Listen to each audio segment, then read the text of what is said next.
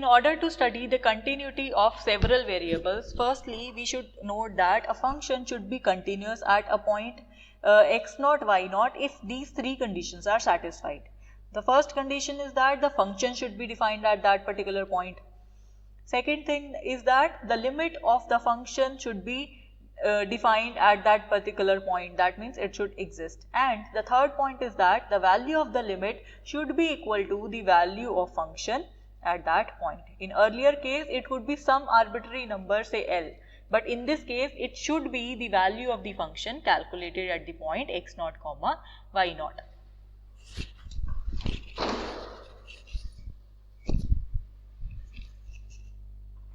So thus a continuous function is the one in which every point, a continuous function is continuous on whole of the domain if it is continuous at every point of the domain. So let us see some questions. In the question we have to tell at what points the following function is continuous. So the function is defined like this: f of x, y, that is equal to sine x plus y. So now this function, because it is defined at every point x, y, and the limit of this function also exists, this is equal to the value of sine calculated at the point x0, y0. So we say it is a continuous function at every value of x. So there is no point of discontinuity for this particular function sine of x plus y. So let us see second case.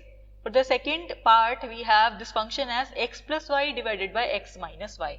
So here the function is defined at every point of the two-dimensional plane except the point x is equal to y, because when you substitute x is equal to y here, so you would have x plus x divided by x minus x, so you would have 2x divided by 0, so that would become infinity. So function is not defined here at the point x is equal to y, and if it is not defined we cannot say it is continuous at this point x is equal to y.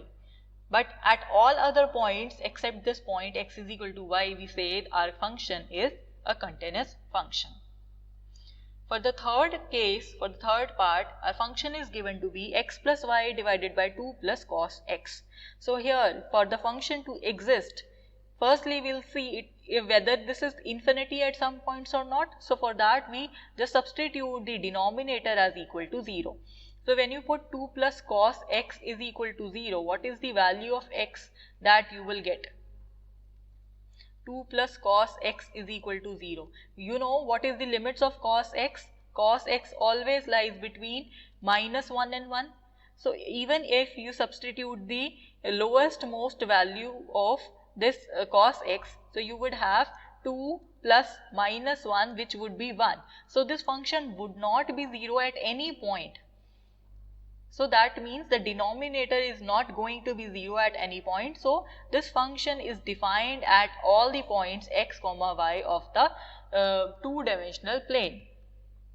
So first point is clear. Next point, we have to check whether the limit exists or not. So by looking at this function, the limit of the function would be equal to the value of the function at the point x0, y0, because at this point the denominator is not equal to 0. Thus we can say that the function is continuous at every point of the domain. So let us move on to whatever about if numerator becomes 0. What if? If numerator becomes 0, what will happen here? In that case, if the numerator becomes 0, then the value of limit, obviously it would be 0. Limit would exist, but its value would be equal to 0. Okay, so let us move on to this second question. The second question says your function is defined like this: x cube plus 2y cube divided by x square plus y square. So whenever it is not equal to 0, function's value is this one, but whenever this point x, y is equal to 0, the function's value is equal to be 0. Now we have to examine the continuity of this particular function at the point 0, 0. So for that, what we do? we are substituting this x is equal to r cos theta and y is equal to r sin theta in the given expression. Why we are doing this? Because it would get more easier to calculate if we substitute this quantity. So when you substitute x is equal to r cos theta and y is equal to r sin theta, your limit would become, because simultaneously we are moving towards this point, we are checking the continuity at the point 0, 0. So that means what is x? X is your r cos theta, and what is y? Y is your r sin theta. So that means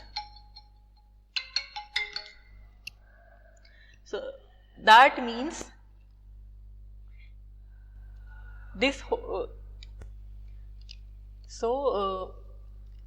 the value of x was r cos theta and the value of y was r sin theta. So together when they will tend towards this point 0, 0, so that means this quantity together will tend towards the point 0, 0. So that means do you see some angle where this sin theta and cos theta will tend to 0 together? There is no such angle. Whenever sin theta is 0, cos theta is not 0, and whenever cos theta is 0, sin theta is not 0, because they are complementary to each other. So that means for these to be together 0, your r should be equal to 0. Then only they could together be 0. So that means our limits x comma y is now going to tend to the point 0, 0. So that means r tends to 0 here. So our limit x comma y tending to 0, 0 is now of the function f of x y will now gonna change to limit r tending to 0, x cube will change into r cube cos cube theta, 2 will come as such, and this y cube will change to r cube sin cube theta, and then x square would come to r square cos square theta, y square would be r square sin square theta. So now when you if you substitute the limit directly, r tending to 0, because in the denominator we have this r square, which is creating problem, because the denominator would become 0 when you substitute r is equal to 0. So that means you have to get rid of this r square from the denominator. So you could take this r square common, so it would be cos square theta plus sin square theta, which is equal to 1. So you are only left with r square, and in the numerator you have r cube cos cube theta plus 2 sin cube theta. Okay. So this 2 power of r cancels with 2 powers of r, so you are only left with r into cos cube theta plus 2 sin cube theta. So now when you substitute r is equal to 0 into this expression, so this will become 0. And if you see the function's value defined at the point 0, that is given to be equal to 0. So that means this value of limit is equal to the function's value evaluated at the point 0, 0. Therefore, in this particular case, your given function is continuous at the point 0, 0.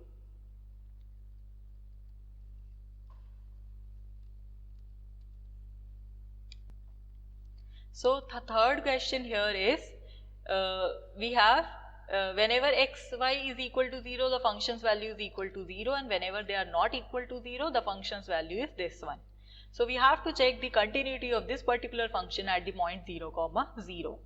So for that, what we can do, we can do this path test again. So what I am going to do, here you see the whole degree, the degree of x square is 2, the degree of y is 1. So the total degree is 3 in the numerator, and in the denominator the degree of x is 3, the degree of y is 3. So that means overall degree of numerator is 3 and the overall degree of denominator is also equal to 3. Okay. So that is why I am choosing this curve y is equal to mx, where m is some real number. So I am taking the general curve y is equal to mx.